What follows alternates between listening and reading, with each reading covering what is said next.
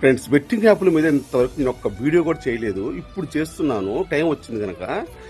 నాకు ఇంతకుముందు నా ఫ్రెండ్స్, ఇంగ్లీష్ వాళ్ళు, యూట్యూబర్స్ చాలా మంది ఫోన్ చేసి బెట్టింగ్ యాప్ చేస్తావా, ఫేస్బుక్లో, యూట్యూబ్లో పెడతావా, వీడియోకి 30,000 ఇస్తున్నాను, 1,000 ఇస్తామన్నారు. ఇప్పుడు వాళ్ళకెంత నాకే తెలియదు.